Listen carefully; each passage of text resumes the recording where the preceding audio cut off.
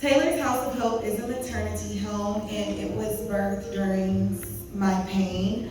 In 2014, I met a musician. I am a singer, and so I met a church musician in church. And I thought that he was going to sweep me off my feet and possibly marry me as he said he would. And it was a new thing. My parents, they were very strict, and so when they accepted this guy and even allowed him to come to the house sometimes to visit, and even allowed me to go out of town with him, that was a new thing for me.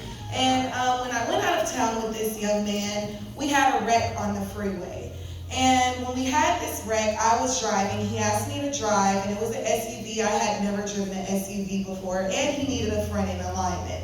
And so we were going into a U on the freeway, and suddenly we crashed. I just lost control. I don't know. It just suddenly happened. We crashed into the wall. And when we crashed into this wall, instantly I heard God say, if you mess with this guy, you will crash your life. My God. I ignored the sign, and I just was like, oh, whatever, and this is fun, it's okay, you know, It's a party. Out, and I chose to That's what she continue on said. with this young man.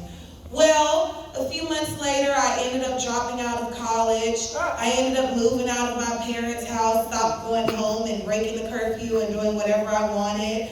I ended up blowing the engine on my car, and then I became pregnant.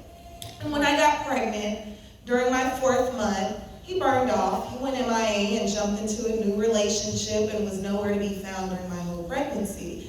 And so I ended up at a maternity home here in Houston, and it turned out to be like a retreat for me, even though I was going through that pain and all of that. It was a retreat for me. It seemed like a nice resort, and it helped me during that time. Well, during my, after I had my daughter, during when she was 3 months, he resurfaced, he came back, and oh, let's work it out, and I fell for it again, and became pregnant again with my son, and he abandoned me again. And when he abandoned me, he also had someone else pregnant as well.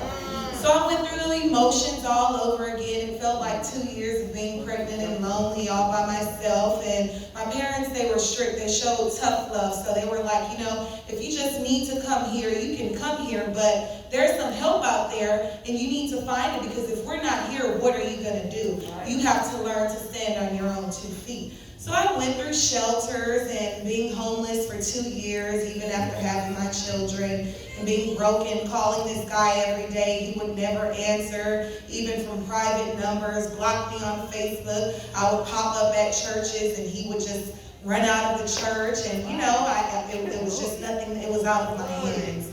And so I stand here now today. I have went through the motions. I am now delivered from depression. I am back in school. I have Taylor's House of Hope. I've been celibate for 2.5 years. And I am now doing very well for myself, no longer homeless, and I am making it very well. And I now feel that I am able to help other young mothers who are going through the same experience. And I just say that it's a blessing. You know, we don't understand what we're going through and why we are going through it, but our testimony is not for us, it's for other people. Amen. Amen.